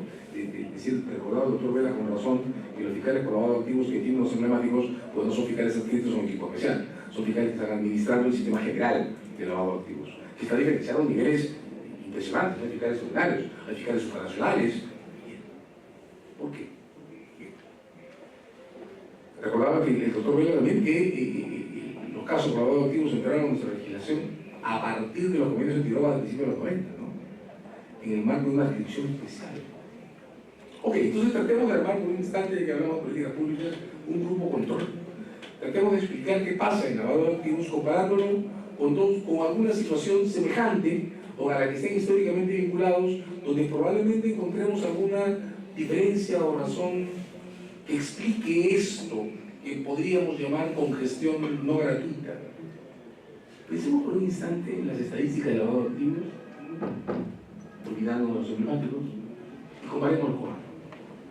Si revisamos las estadísticas del INPE, personas en prisión, ¿cuántos casos reportados de condenas por lavar activos encontramos en los anuarios del INE? Olvidémonos, repito, de los casos emblemáticos. Estadísticas del Instituto Nacional estadísticas y estadísticas del INPE han hecho una decisión. El número es cero. El número es cero. El número es cero porque las personas que están en prisión por lavado de activos están además por delito concurrente. Y la mayor cantidad de veces, si uno revisa las publicaciones superiores supremas del Poder Judicial, los 77 casos que había publicados hasta finales del año pasado, y deben ser más, son casos en los que el lavador está condenado porque además lavado activos. De modo, perdón, porque además es narcotraficante o está vinculado a una organización de narcotráfico. De modo que el perfil del caso de lavado de activos que llega a la prisión es el perfil de un sujeto que autolava los fondos que introduce en el sistema. Bien, hagamos un segundo grupo control. Revisemos cuál es el impacto, estadísticas de la Policía Nacional cerradas el año pasado. Revisemos cuál es el nivel de impacto de las denuncias de particulares en casos de tráfico ilícito de drogas respecto al impacto de denuncias de particulares en los casos sobre lavado de activos. Vamos a encontrar que la incidencia en el caso de tráfico ilícito de drogas está por debajo del 25%, mientras que la incidencia en los casos por lavado de activos está por encima del 50%. Eso es especialmente complicado, porque, claro, el sistema del Ministerio Público tiene determinadas áreas de acción en las que solo puede organizar su demanda de servicio, y recordemos que cada unidad de demanda que ingresa al sistema desplaza marginalmente a otra, ¿no? Si yo, fiscal, tengo capacidad para atender 400 casos, que es muchísimo, si yo tuviera capacidad para atender 400 casos, el caso 401 resta unidad de tiempo de los 400 anteriores, y el caso 402 de los 401. Cada caso nuevo deteriora mi capacidad de reacción y de planeamiento. Y soy una unidad de resultados, ¿no? Yo soy un administrador de recursos. El recurso lleva a la ejecución. Pues bien, el Ministerio Público todavía, el predominio en casos por lavado de activos no depende del planeamiento de la Fiscalía sobre su propia actividad, y tampoco depende del planeamiento de la Policía sobre su propia actividad, sino que depende de denuncias de particulares. Estaba diciendo hace un minuto, hay áreas de la actividad del Ministerio Público en las que la denuncia de particular es imprescindible, porque solo el particular sabe lo que pasa. Ahí se ocurre una fiscalía, como la que existe y está haciendo un trabajo maravilloso, vinculada al tráfico de personas, que no se esfuerce por tener denuncias de las víctimas. O sea, sería posible pensar en una fiscalía que encare el problema de la violencia sexual sin promover denuncias de las víctimas. Es imposible. Incluso en materia de menuda corrupción, o sea, la corrupción del litigante, la corrupción del policía de tránsito, no tener un buzón de denuncias es absurdo. En los casos de estafa, delitos patrimoniales, no depender del particular es absurdo, solo el particular sabe qué cosas le han sustraído. Pero, por ejemplo, el tráfico ilícito de drogas no hace eso. El tráfico ilícito de drogas organiza su actividad sobre la base de un impulso generado por las propias unidades de persecución penal. Tráfico ilícito de drogas, por eso, tiene probablemente entre las unidades de crimen relevante o organizado la más alta tasa de intervenciones en flagrancia y la más baja tasa de excarcelación de personas detenidas en flagrancia y la más baja tasa de personas detenidas absueltas. La pregunta que entonces tengo que lanzar es si desde el punto de vista de las políticas públicas, la persecución de crímenes como la corrupción, de la que tendríamos mucho que hablar, porque desde mi punto de vista la matriz de la corrupción no debería estar basada en contratos públicos, sino en sobornos, y la matriz de los casos de lavado de activos no tendría que girar más bien a intervenciones en flagrancia basadas en la generación de casos definidos por las fiscalías y las policías, con una incidencia mucho menor de dependencia de particulares. Porque, perdón, en materia de lavado de activos, ¿qué cosa sabe un particular? ¿Que se ha peleado con alguien porque quiere crearle un costo de litigación, le va a llamar lavador? ¿Qué sabe un particular en realidad de lavar activos? Claro, si me puedo imaginar un caso en el que un vecino nota que a las 4 de la mañana una camioneta que viene de algo que se presenta en una discoteca, pero es un centro de proxenetismo, entra a una casa todas las mañanas a las 4 de la mañana con 4 hombres armados. Claro, que es un caso que merece un juicio particular, una alerta inicial que puede provocar un procedimiento serio de intervención. Pero ¿cuántas veces puede pasar eso? Digamos encarar el lavado de activos como lavado de activos. Entonces la pregunta es, ¿qué estamos buscando como lavado de activos? ¿Cuál es la política que provoca que la carga de intervención del Ministerio Público en casos de lavados, repito, fuera de los emblemáticos, los que llamaríamos casos comunes de lavado, esté tan fuertemente derivada de denuncias de particulares que desde mi punto de vista tendrían que entrar en un buzón entregado a una unidad de inteligencia policial o financiera o lo que sea que pueda haber dentro de esas denuncias de particulares, qué información hay que pueda dar pautas de casos a observar? ¿Qué cosa es lo que hace que la Policía Antidrogas tenga una tasa de utilización de operaciones o de procedimientos que ya están regulados, como el de vigilancia electrónica, como el de remesas controladas, como el de agentes encubiertos, que no se duplica ni en corrupción ni en lavado de activos? Creo que el gran problema que el sistema, eso no es el Ministerio Público, sino el sistema está teniendo es que nuestro sistema, incluso las estadísticas oficiales del INPE y todas las estadísticas oficiales, todavía creen que se puede aislar la realidad de litigación, la realidad de ocurrencia de casos, utilizando categorías como los nombres de los delitos, que no están pensadas para entender la realidad ni para planificar actividad pública, sino que están pensadas para medir las penas que se imponen al final de un juicio. Digamos, la razón por la que existen construcciones como el bien jurídico, asumamos que existen, o construcciones que tienen que ver con agravantes y atenuantes o con el nombre de los delitos, bueno, la razón por la que existen es porque las penas tienen que ser diferenciadas por una regla constitucional que obliga a que las penas sean proporcionales a la culpabilidad de la gente. Eso no significa que los nombres de los delitos sean clasificadores de realidad. De modo que no tiene ningún sentido que nuestras estadísticas, que se supone que tienen que revelar los patrones de criminalidad que hay que enfrentar, se organicen por los nombres de los delitos.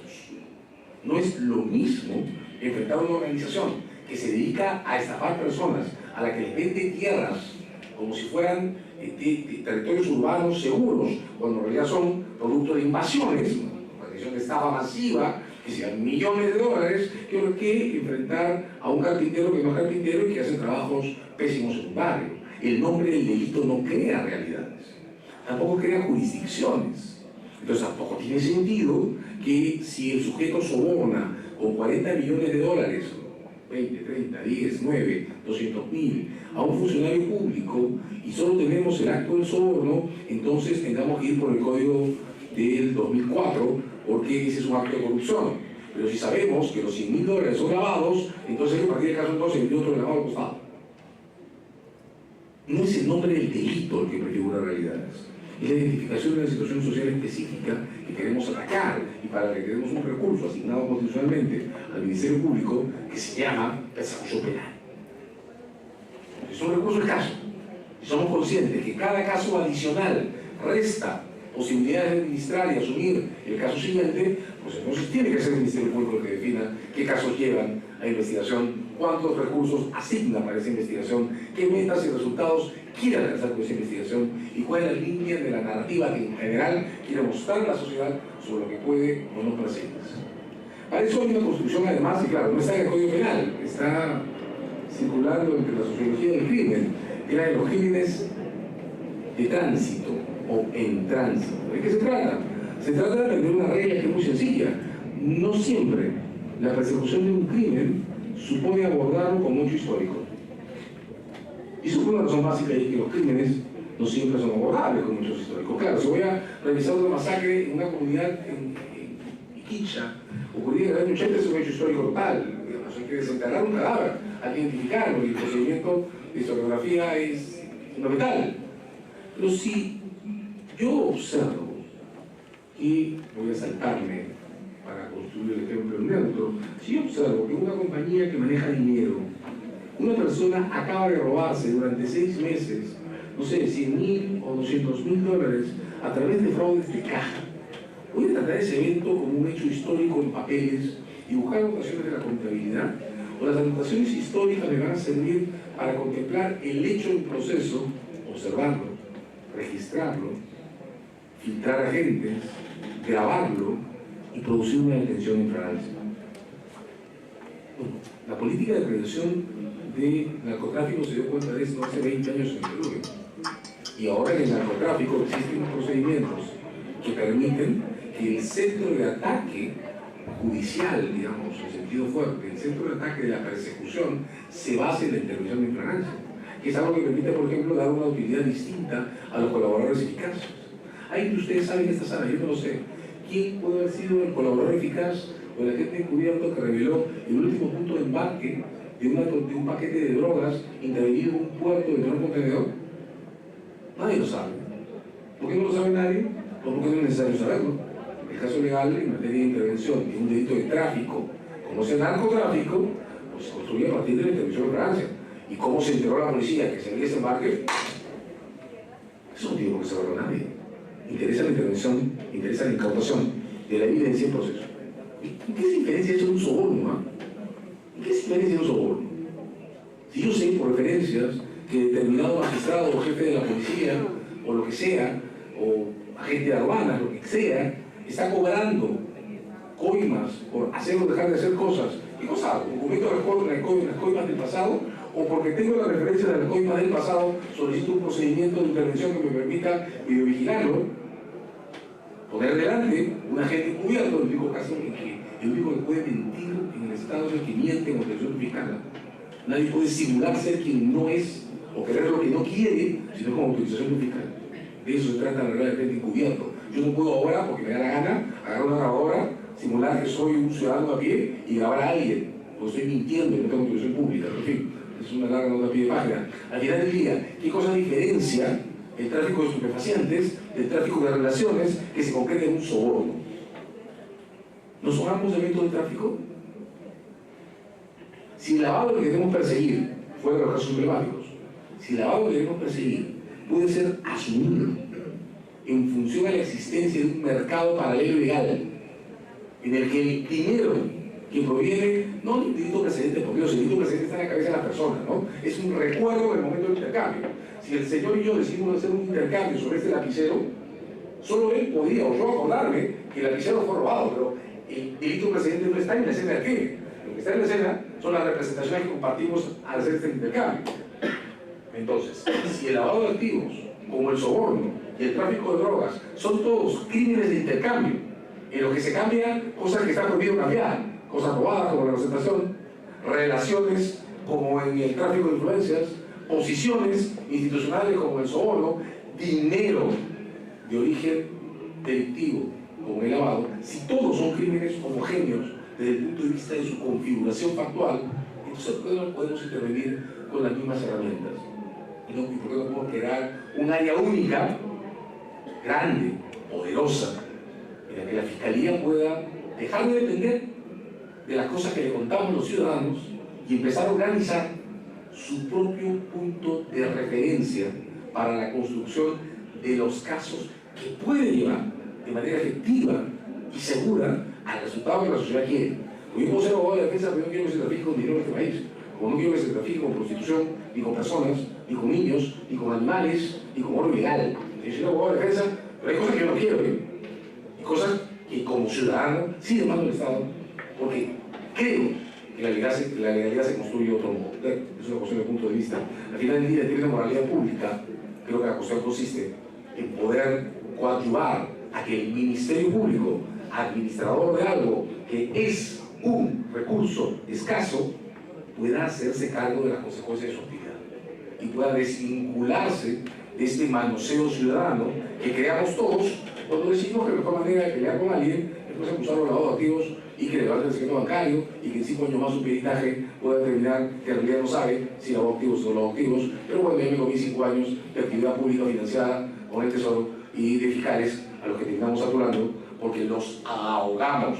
Esa es una manera muy simpática de generar impunidad. Y a veces, cuando me pongo paranoico y me entran las teorías conspirativas, me pregunto si todo esto es una gran campaña, ¿no? Porque el gran lavador quiere que no lo vean. Entonces el gran lavador promueve que todos se confundan persiguiéndonos a todos. Márgenes de error.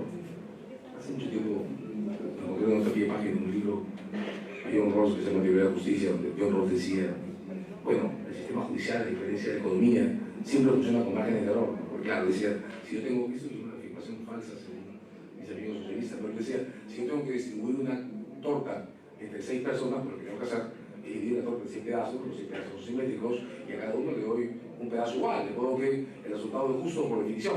El método matemático permite que la distribución sea un problema fácil de resolver. Los antiguos socialistas dirían que eso no es cierto. Pero en fin, Rawls decía, bueno, pues tengo un procedimiento que asegura la justicia y el resultado. En cambio, decía él, en la justicia penal eso no pasa, porque no hay ningún procedimiento que garantice que el condenado realmente es un delincuente o que el absuelto es verdaderamente inocente. De modo que, decía Rawls, esto significa que la justicia de los tribunales forma un caso de justicia procesal imperfecta y que los sistemas legales tienen que organizarse a sí mismos, por ende, asumiendo que siempre tienen un cierto margen de error. Bien, el controlar el margen de error es quizás el objetivo principal de la teoría de los derechos y garantías, del check and balance, de la teoría del contradictorio y también de la ética pública aplicada a la administración de ese recurso escaso que se llama persecución penal. Y controlar el margen de error en este caso significa avanzar hacia un sistema concentrado en el que sea el Ministerio Público el que diga qué se va a hacer en adelante en materia de lavado de activos. Bueno, esos son los 6 de los 24 comentarios que anoté y que te dejo en el tintero. Muchas gracias, señor. Buenas noches.